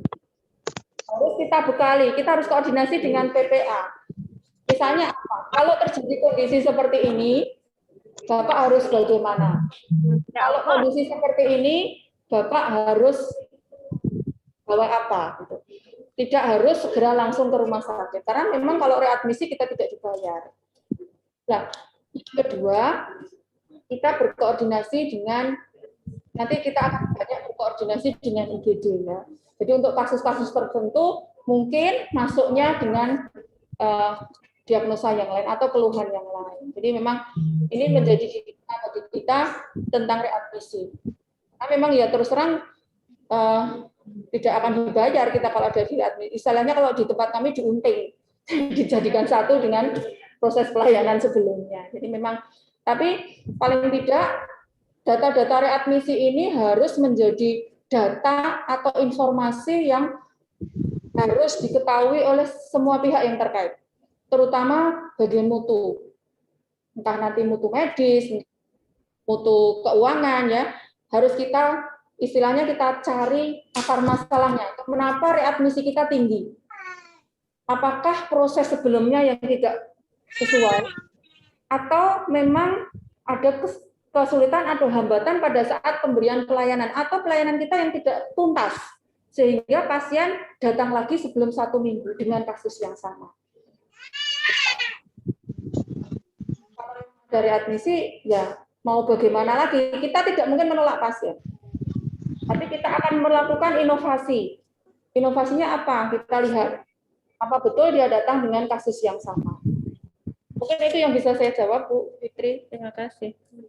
Ini menarik sekali, Bu Ida. Mungkin bisa jadi clue untuk teman-teman MPP kita se-Indonesia ya. Kasus readmisi ini biasanya pada kasus-kasus penyakit kronis begitu. Nah, MPP pada saat itu bergerak, dikabari oleh nakes IGD. Tolong MPP datang, ini ada pasien readmisi. Kemungkinan akan rawat inap kembali. Kemudian MPP datang, kemudian mengedukasi. Nah, poin apa secara krusial gitu, MPP pada saat itu melihat ini kondisinya sebenarnya baik gitu, tapi kenapa dia readmisi? Dan alhamdulillah pada saat itu ya bisa saya lanjutkan ya, pada saat itu baik dilihat MPP, tetapi setelah diedukasi, alhamdulillah berhasil. Mohon maaf. Ya, baik Bu Ida. Jadi pasien pasien readmisi ini oleh nakes diinformasikan, nakes IGD diinformasikan kepada MPP. Tolong MPP datang ke IGD, ini ada pasien readmisi, kemungkinan akan rawat inap. Setelah dianalisa, MPP datang dan menganalisa, ini dan berhasil diedukasi, kemudian pulang. Nah, kira-kira manajemen risiko apa untuk edukasi supaya ini tidak terjadi sesuatu di rumah, satu itu. Kemudian, andai kata itu terjadi sesuatu di rumah dan katakanlah itu sebagai KTD begitu, kita secara nakes safety, hospital safety itu aman gitu, baik nakes IGD-nya maupun rumah sakitnya, karena itu jelas akan menurunkan performa layanan rumah sakit. Monggo Bu Ida.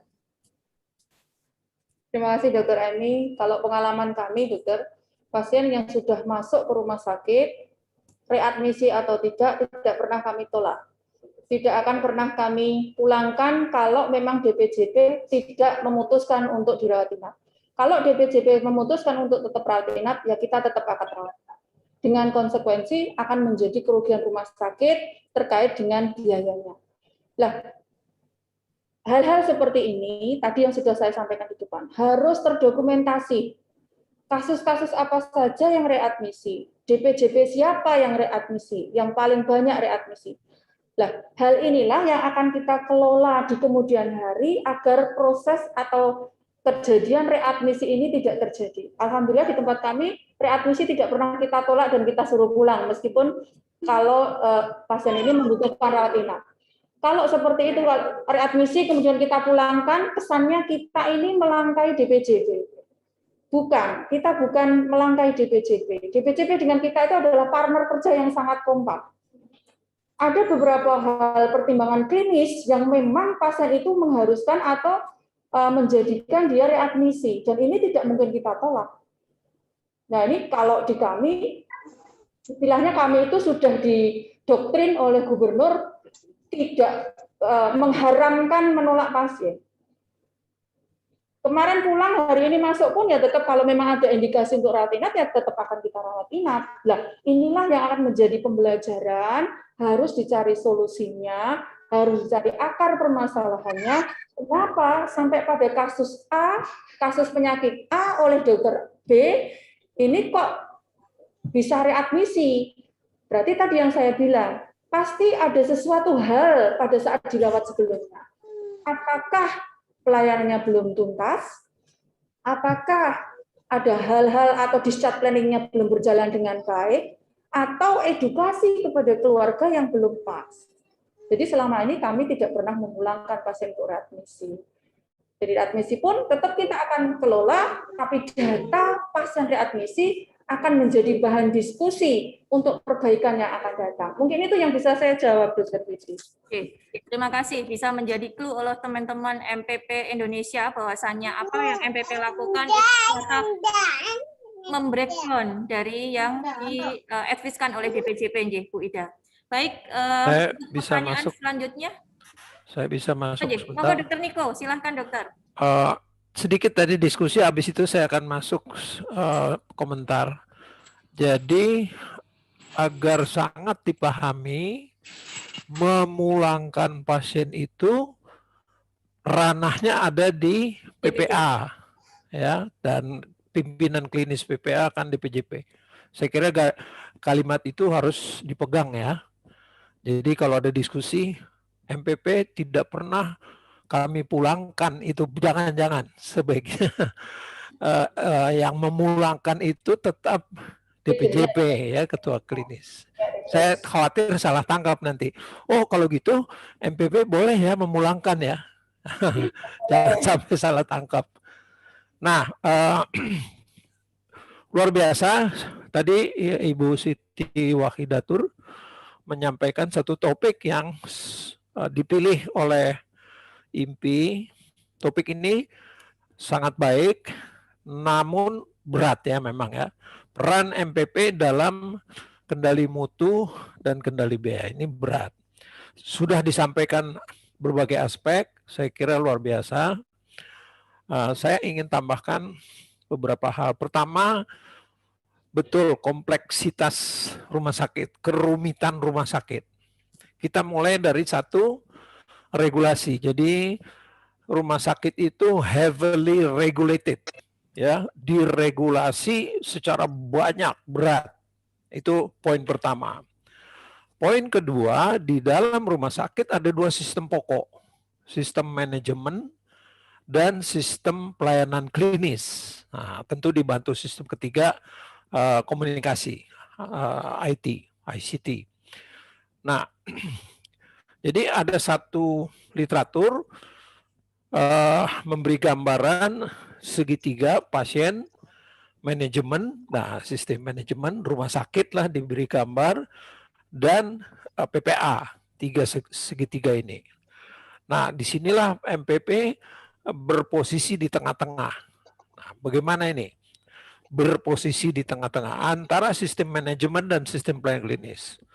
Kita sangat paham sistem pelayanan klinis oleh para PPA dan multiprofesi. Nah, ini kerumitan berikutnya nih, multiprofesi ya, utamanya memang medis, keperawatan, farmasi dan gizi, itu pilar 4. Dan dari multiprofesi ini ada multi standar profesi ya, masing-masing profesi punya standar.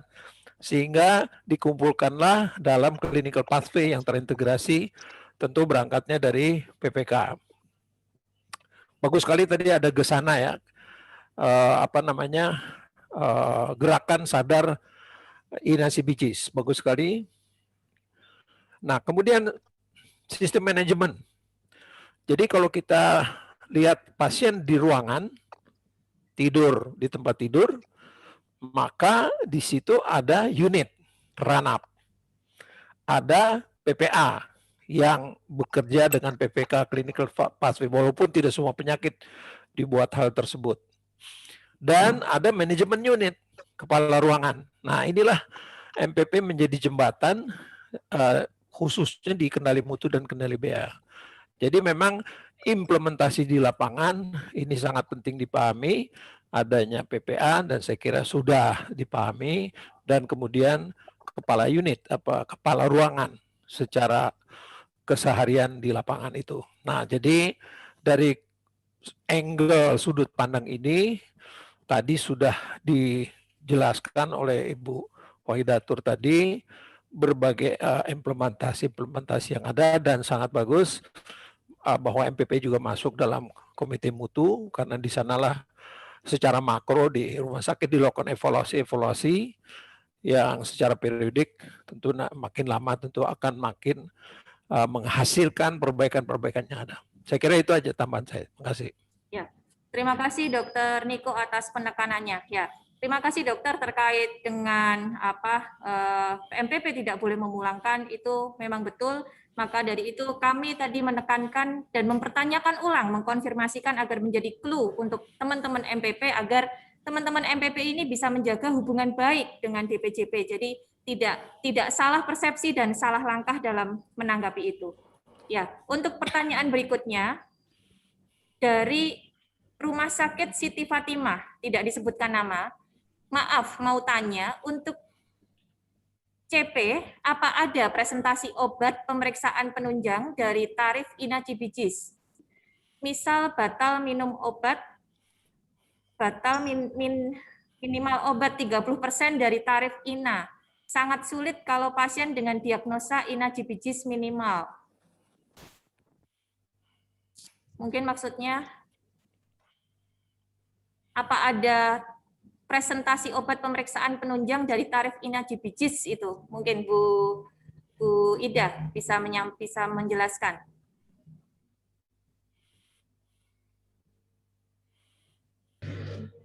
Saya masih belum bisa. Mungkin persepsi saya begini. Apakah untuk pemeriksaan penunjang itu ada masuk di dalam INA itu ya? Ya, sepertinya seperti itu, Bu. Jadi kalau ada saya memahaminya gitu, ya. Saya memahaminya begitu, Dr. Fitri. Ya, Berarti sama. Sama gue sehati, Dr. Fitri. Jadi begini, kalau kita membaca tentang Ina Cibijis itu ada INA, ada ICD-10 tentang diagnosa dan ICD-9 tentang tindakan. Nah, dari ICD-9 dan ICD-10 itu di bridging. Nah, ada beberapa kasus atau diagnosis yang membutuhkan kelengkapan data. Nah, misalnya, oh pasien ini didiagnosa dokter dengan pneumonia. Nah, tidak bisa kita memasukkan di coding itu hanya dengan pneumonia saja tanpa ada hasil pemeriksaan penunjang, ronsen misalnya. Kemudian hasil kultur swab, kultur ventilator misalnya. Nah, ini yang dimaksudkan. Kalau penegakan diagnosa pneumonia itu kan ada syarat yang berlaku. Kalau dokter menegakkan sepsis, berarti di situ harus ada hasil kultur darah, kemudian hasil apa nih Mbak, sepsis lah ya. Oh ya, peningkatan prokalsitonin misalnya seperti itu. Jadi tidak serta-merta pemeriksaan diagnosis ada di Ina Cibijis dan jadi Ina Cibijisnya, tapi ada keterkaitan antara ICD-10 dengan hal-hal apa yang harus dilengkapi untuk menegakkan diagnosa itu. Ada beberapa pemeriksaan penunjang yang bisa kita masukkan di dalam tindakan atau ICD-9. Ada beberapa, misalnya apa itu biasanya itu yang agak-agak besar, gitu. Misalnya CT scan itu bisa, kemudian MRI, kemudian apalagi itu ada ini termasuk pemeriksaan penunjang tapi bisa masuk di tindakan. Jadi masuk di grupnya dari ICD-9. Itu yang kami pahami seperti itu, karena kita melihatnya di sistem yang kita miliki, petugas coding itu memasukkannya di situ dan sampai saat ini itu bisa diterima. Karena memang ada kaidahnya ya. Kita juga belajar tentang ICD-10 dan ICD-9 tapi tidak mendetail memang, tapi hanya untuk kulturnya tadi, misalnya kalau dan lain sebagainya. Mungkin itu jawaban kami. Oke. Semoga memuaskan dari jawaban untuk Rumah Sakit Siti Fatimah. Untuk berikutnya pertanyaan dari Ibu Jumriana dari RSUD Sultan Agung. Sultan Daeng Raja. Bagaimana menyikapi pasien yang sudah dipulangkan DPJP tapi tidak mau pulang? Oh, tidak mau pulang karena terkendala masalah biaya. Ini pasien umum ya berarti ya. Monggo Bu Ida. Menyikapi pasien yang sudah dipulangkan tapi tidak mau pulang karena masalah biaya. Jadi kalau di tempat kami ada pasien, jadi kita punya kebijakan. Itu ada kebijakan yang betul dan itu sudah disetujui oleh gubernur, ada SPK namanya. Jadi pernyataan kesanggupan pembayaran. Jadi istilahnya habisnya 10 juta, dia baru punya 2 juta. Dia akan membuat surat pernyataan untuk mencicil lah istilahnya. Sampai batas waktu berapa. lama sesuai kesepakatan itu dia akan melunasi biaya pengobatannya. Kalau di tempat kami seperti itu, mungkin di tempat lain akan berbeda. Jadi di situ ada klausulnya, jumlahnya, kemudian batas waktunya, berapa lama dia akan mencicil. Jadi kalau dia tidak bisa pulang karena tidak bayar, berarti kalau harus ditagih berarti dia malah akan tambah terus itu ya biayanya. Jadi karena flow kita, turnover interval kita juga sangat tinggi, antrian kita untuk masuk juga sangat banyak, mau tidak mau kalau pasien pulang ya harus tetap kita pulangkan. Kalau dia ada keberatan di pembiayaan, tidak mampu membayar pada saat itu, akan ada SPK namanya, surat pernyataan kesanggupan untuk pembayaran. Itu share dari rumah sakit kami seperti itu. Oke, berarti memang ini sudah terkait dengan kebijakan instansi rumah sakit masing-masing, nggih Bu Ida, nggih. Jadi harapannya bisa merangkul dengan mempertimbangkan budaya-budaya setempat gitu. Yang berikutnya dari MPP Mitra Keluarga Tegal, Ibu Yuni Eva, menanyakan hasil paparan teman-teman di RS Muardi untuk kelanjutan pelayanan pasien sebatas mana MPP berperan dalam kelanjutan pos pasien rawat inap yang memerlukan kontrol rawat jalan. Apakah MPP tetap berperan sampai pasien dikatakan sudah tidak memerlukan kontrol rawat jalan lanjutan, atau hanya sebatas memastikan bahwa pasien akan mendapatkan pelayanan rawat jalan pos rawat inap, seperti tanggal kontrol dan sampai proses appointment? Panjang sekali nih Bu Ida. Silakan. Jawabnya juga bingung saya ini. Ya. Jadi memang tidak pada semua pasien kelolaan MPP yang diberikan perhatian khusus pos-pondok ini ya. Ada beberapa kasus khusus. Karena kalau semuanya dibegitukan, kami yang tidak mampu kelola. Jadi kami hanya mengelola untuk kasus-kasus tertentu, misalnya kasus-kasus yang menjadi perhatian. Menjadi perhatian itu misalnya apa? Oh sudah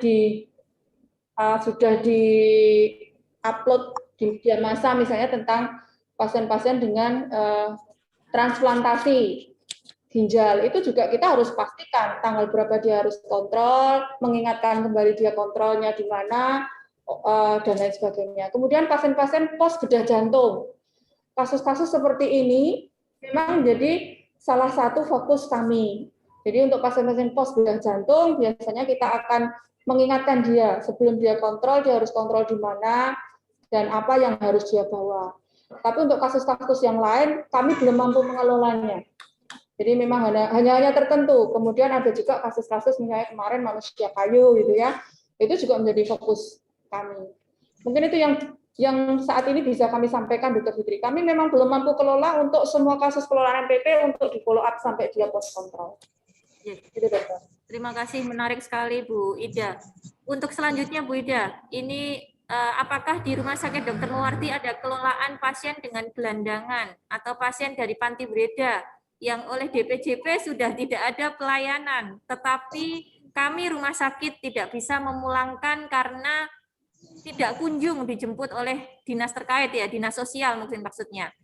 Tentunya kalau lama kita rawat pastinya meningkatkan loss, biaya, kemudian beban rumah sakit, padahal gelandangan nggak ada penjamin begitu. Nah, peran MPP ini bagaimana? Monggo Bu Ida. Terima kasih. Rumah Sakit Muwardi banyak sekali. Banyak sekali pasien-pasien gelandangan, kemudian pasien-pasien hasil cidukan ya dari polisi Pramong Pajak, ada pasien-pasien yang cidukan, pasien-pasien yang tabrak lari, dia tidak diketahui identitasnya, dia tidak tahu siapa dirinya, dan pasien-pasien dari panti. Nah, inilah fungsi dari MPP. Disinilah letak partisipasi atau keterlibatan MPP untuk memastikan bahwa pasien ini dapat dikelola dengan sebaik-baiknya, sama harkat martabatnya dengan pasien yang lain. Kemudian tugas MPP adalah memastikan setelah dia selesai masa perawatan secara klinis boleh dipulangkan, karena dia gelandangan tidak punya saudara, MPP bekerja sama dengan petugas sosial masyarakat. Kita punya PSN, Bu, di Rumah Sakit Dr. Muwardi. Jadi kita punya unit masuk di unitnya rehab medik, di sebelah ada petugas sosial medik. Kita akan sangat berhubungan dengan beliau. Dia yang memiliki akses bekerja sama dengan bagian rumah sakit, memiliki akses kemana-mana saja. Misalnya kalau di Solo itu ada Rumah Solo Peduli, Gria PMI, kemudian ada Panti Breda. Dimanapun dia akan sudah memiliki channel. Jadi kalau dia secara klinis kita sudah pastikan dia sudah layak untuk pulang, dia tidak punya bersama dengan PSN. Misalnya butuh perawatan lebih lanjut. Misalnya untuk pasien-pasien yang seperti ini, kita akan meminta petugas dari Gria PMI itu datang sehari sebelum dia dipulangkan.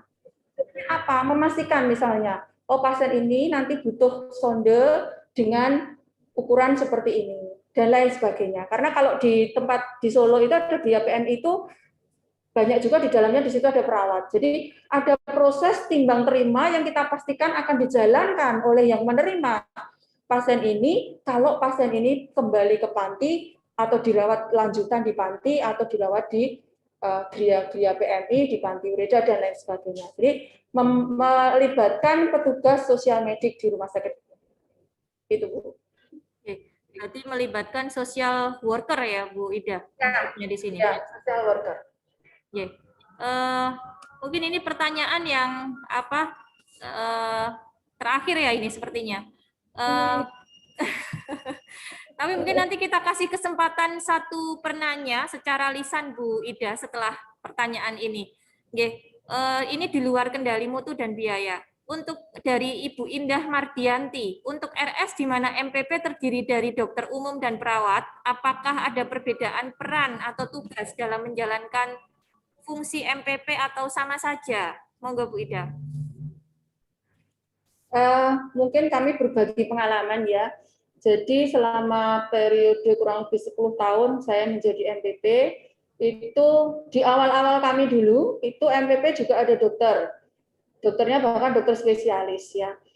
Kalau ditanya apakah ada perbedaan peran, insya Allah sebagai case manager tidak ada. Sebagai MPP sama tugasnya. Nah, tetapi sebagai profesi yang diwajibkan oleh profesi untuk memenuhi target kompetensi di profesinya, beda pasti. Dokter pasti dengan profesi medisnya, dia harus mencukupi kebutuhan untuk angka kreditnya. Sementara kami, MPP yang dari perawat, juga harus memenuhi kebutuhan sebagai angka kredit perawat. Jadi ada waktu-waktu tertentu, kami tetap harus menjalankan proses sebagai seorang perawat dan sebagai seorang dokter. Tapi secara tupoksi sebagai manajer pelayanan pasien tidak ada perbedaan. Apakah dia dokter, apakah dia seorang perawat, atau background pendidikan atau profesi yang lainnya. Kalau di kami seperti itu. Tapi untuk saat ini, karena kami percaya kalau medis itu kan ada independensi untuk melakukan pelayanan klinis ya. Jadi mungkin karena terlalu repot ya kalau dokter, makanya di Rumah Sakit Muardi dipertimbangkan MPP-nya adalah semuanya dari perawat. Karena kalau perawat bisa purna waktu. Sementara kalau dokter umum mau tidak mau harus memenuhi target sebagai klinisi tadi. Mungkin itu jawaban kami, Dr. Fitri. Oke, terima kasih Bu Ida. Ini sepertinya pertanyaan terakhir. Kita berikan satu kesempatan penanya secara online. Monggo. Jika ada Bapak Ibu yang ingin menyampaikan. Ada, mohon izin. Saya mau tanya, boleh? Boleh, silahkan Ibu. Saya dari Rumah Sakit RSPAL Dr. Ramelan Surabaya. Bagaimana dengan Rumah Sakit Muardi untuk jasa MPP-nya, apakah memang sudah sesuai target? Terima kasih. Pertanyaan menarik sekali Bu Ida, mau dijawab. Ini yang teman-teman ini Bu Ida. Mengingat pekerjaannya begitu berat.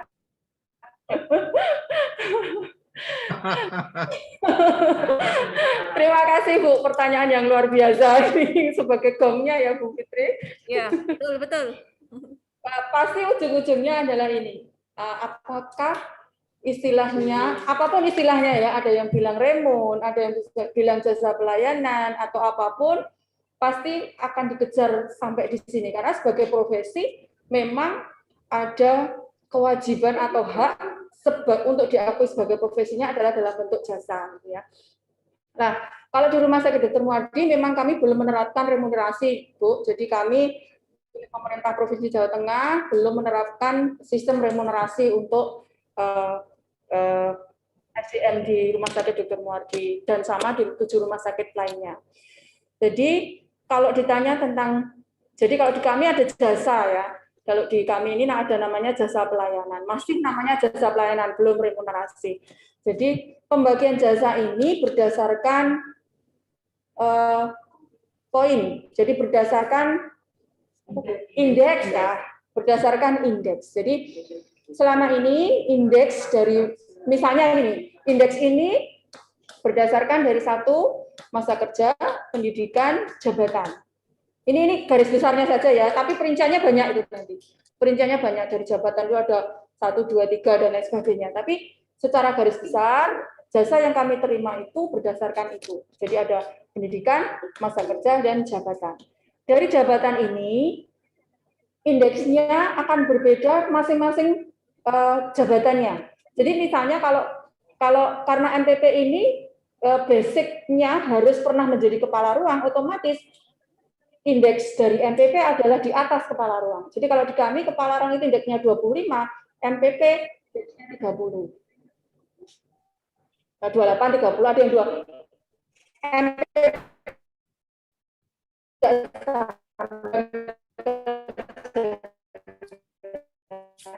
ada yang masa kerja katanya ada yang 28, ada yang tertinggi itu 31 ya. Aku baru. Enggak tahu kan aku. Jadi indeksnya dari 28 sampai 31 ini indeks untuk MPP. Jadi ada nilai tersendiri untuk MPP ini dinilai jabatan tadi karena kita memang belum remun. Kemudian kepala ruang ini ada dinilai 23 sampai 25. 23 sampai 25. Ya, jadi seperti itu. Bagaimana penghargaan kepada MPP ya itu tadi, karena standarnya kualifikasi MPP adalah sudah pernah menjadi kepala ruang, otomatis jasa yang dia terima di atas kepala ruang. Itu dari kami seperti itu, Bu. Kalau untuk rumah sakit yang sudah menerapkan remunerasi nanti akan lebih bagus lagi karena di situ ada beban, ada target capaian gitu. Kita sudah mulai sebetulnya kemarin kita sudah mulai ngengreng untuk remun, tapi ternyata ngengrengan kita tidak di ACC oleh gubernur masih menetapkan menggunakan jasa pelayanan. Mungkin itu bisa Mohon izin. Bu Murhani. Ya Bu, silakan Bu. Mohon izin. Ya. Di sini kebetulan rumah sakit kami ini akan segera beralih ke sistem BLU. Ya, MPP ini danakan akademik. Sedangkan kita kan sebetulnya pelaku, kita kan langsung menangani ke pasien. Dalam hati kecil saya, kita itu nggak setuju kalau dimasukkan ke manajemen karena memang objek kita itu pasien. Mungkin itu jam. Putus begitu. Ya, sepertinya yang ditanyakan MPP ini ke pasien, sedangkan terkait jasa ya sepertinya ya, terkait jasa. Mungkin bisa diulang lagi, Bu. Putus-putus juga tadi di saya. Bu Muharini bisa diulang lagi, Bu? Tulisan. Oh, ya. Kemudian aku batasnya ulang. Tadi berarti kayaknya kok ya Dr. Fitri, kalau sebagian saya dengar tadi MPP mau dimasukkan di manajemen gitu ya, tapi tidak setuju. Ya, kalau saya pribadi juga saya nggak setuju karena MPP ini adalah tenaga fungsional. Di situ disebutkan di definisi jelas kok bahwa MPP adalah tenaga fungsional.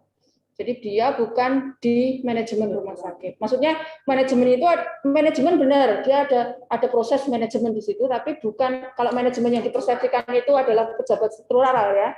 Jadi bukan pejabat struktural. Jadi Ya. harus dibedakan bahwa ada jabatan struktural, ada jabatan fungsional. Nah, MPP di standar sudah disebutkan adalah jabatan fungsional karena dia berhadapan langsung dengan pasien. Ya, mungkin arah pertanyaan ini endingnya apakah ada dampak konsekuensi ke masalah jasa atau kemudian ke angka kredit dan lain sebagainya, begitu mungkin Bu Ida.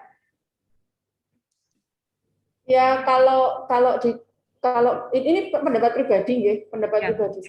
Kalau jasa pasti akan berbeda ya tergantung rumah sakit atau tergantung kebijakan yang dianut oleh rumah sakit tersebut. Misalnya kalau Muardi ya kita harus mengikuti Pergub, peraturan gubernur. Untuk jabatan struktural itu seperti apa, untuk jabatan fungsional seperti apa. Tapi sebagai suatu profesi yang pada profesi awalnya adalah seorang misalnya perawat atau dokter, ya harus tetap melaksanakan proses fungsionalnya tadi, fungsional awal sebagai profesi tadi. Karena dia berhadapan langsung dengan pasien. Kalau menurut saya sih seperti itu, Bu Fitri. Terima kasih Bu Ida. Sepertinya itu memang ending dari semua pertanyaan, ya. Bu Ida bisa bernafas dulu, Bu Ida. Ya, diskusinya sangat menarik sekali siang hari ini, mampu membawa euforia teman-teman. Ini harapannya nanti di webinar selanjutnya bisa menjadi topik terhot ya untuk jenjang karir, reward dan remunerasi mungkin ya. Oke, baiklah Bapak Ibu hadirin peserta dan tamu undangan sekalian yang kami hormati, telah tiba kita di sesi akhir penyampaian materi oleh Bu Siti Wahidatur Rohmah, Eskep Nurse ya, dengan topik peran MPP dalam mengawal kendali mutu dan biaya. Ya, mungkin perlu kami sketch sedikit dan petakan ya dari pemaparan kita di Biweekly kita di siang hari ini, bahwasanya ternyata diperlukan kecerdasan KSA ya. Saya pikir kompetensi, skill, attitude untuk memenuhi dimensi mutu pelayanan dan kendali biaya. Kenapa kami sebut seperti itu? Karena MPP ternyata dalam menjalankan mekanisme kendali mutu dan kendali biaya itu supaya dapat secara beriringan dan berdampingan, tentunya tanpa kendala, hambatan, dan benturan antar bagian, itu diperlukan sebuah kompetensi yang berisi amunisi tentang bekal ilmu pengetahuan, tentang profesi kesehatan basicnya, kemudian ilmu tentang clinical pathway, protokol, standing order, kemudian skill tentang pengkodingan dan pengetahuan tentang inagibisis, kemudian ilmu tentang patient safety, itu ternyata tidak murni kompetensi itu saja, tetapi perlu skill dalam apa? MPP perlu skill dalam melihat, menganalisa masalah inti yang terjadi pada pasien, masalah pengganggu yang ada di lingkungan pasien, dan menyederhanakannya agar menjadi poin-poin yang mudah untuk dipetakan dan dikendalikan, alternatif pemecahannya secara prioritas demi prioritas. Yang tentunya dalam mendampingi kompetensi dan skill perlu software dari body MPP itu sendiri, yakni apa? Harus bisa menunjukkan pribadi yang santun, yang hormat, yang toleran, yang rapi dalam berkomunikasi dengan kecerdasan emosional yang tentunya handal. Agar apa? Agar bisa dimudahkan dalam berinteraksi. Dengan siapa? Dengan lawan sesuai kebutuhan kita, lawan bicara kita. Siapa itu? PPA, manajemen, dan stakeholder tentunya, baik internal maupun eksternal. Harapannya MPP betul-betul mampu menjadi profesi yang mengamankan mutu dan biaya, mampu menjadi profesi yang mengamankan manajemen dan institusi, sehingga mendukung upaya patient safety, nakes safety, hospital safety, dan public safety. Ya, mungkin itu Bapak Ibu yang bisa kami hadirkan di Biweekly pada siang hari ini. Semoga bermanfaat untuk menambah keilmuan, pengalaman, dan sharing problem kita, sharing perencanaan alternatif solusi yang bisa ditawarkan untuk institusi MPP, sejawat MPP, kemudian kepada PPA dan para stakeholder yang kita temui. Baik, untuk selanjutnya acara kami serahkan kepada pembawa acara. Terima kasih. Assalamualaikum warahmatullahi wabarakatuh. Waalaikumsalam warahmatullahi wabarakatuh. Terima kasih Ibu Dr. Fitri Emi, SPMMR yang sudah membawakan dengan sangat-sangat menarik ya topik terkait dengan KMKB ini, dan terima kasih yang juga tak terhingga Ibu Siti Wahidatur, Bu Ida yang sudah memaparkan, menjelaskan dan sharing pengalaman implementasi dari KMKB. Topik menarik dibawakan secara menarik, saya rasa menjadi media belajar yang baik Biweekly 4 kali ini. Saya mengingatkan bagi yang belum absen, silakan di link chat itu ada absen, silakan absen kembali, dan terakhir kami mengingatkan sampai ketemu lagi di Biweekly yang kelima pada tanggal 19 Maret 2021 di waktu yang sama, mungkin kalau hari jam 13.15 ya, karena tadi memang agak buru-buru yang Jumatan berakhir. Nah, kita bisa evaluasi waktu di mundur 10 atau berapa menit. Topiknya peran MPP dalam perencanaan pemulangan pasien dengan narasumber Ibu Ari Yulianti, Eskapnes, moderator Ibu Dian Setiasi, Eskapnes. Mungkin itu dari pembawa acara, kurang lebihnya mohon maaf apabila dalam memandu acara Biweekly 4 kali ini ada kurang, ada mungkin hambatan sinyal dan lain sebagainya, mohon dibukakan pintu maaf. Kurang lebihnya mohon maaf. Bilai topik wal hidayah. Assalamualaikum warahmatullahi wabarakatuh.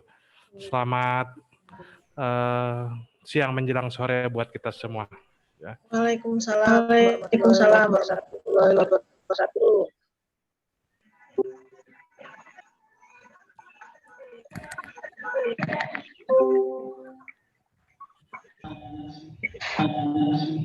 Terima kasih ya, Bapak Ibu Panitia. Ya, terima kasih.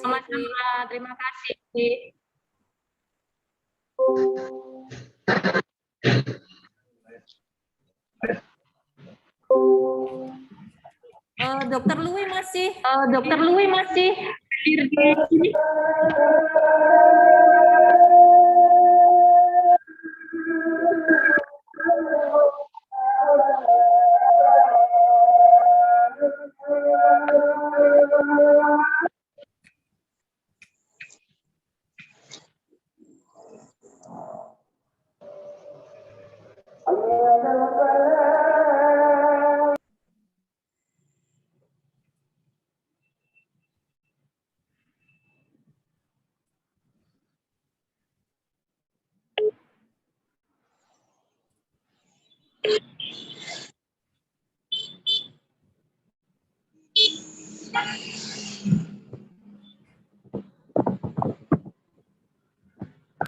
Assalamualaikum, terima kasih.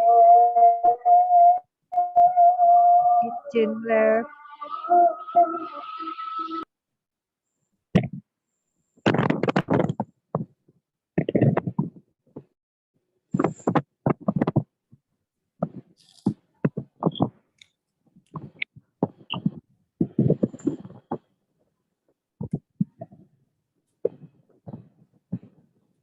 Oke, terima kasih Bapak Ibu sekalian, izin live dari forum karena harus melaksanakan tugas yang lain. Oke, Assalamualaikum warahmatullahi wabarakatuh.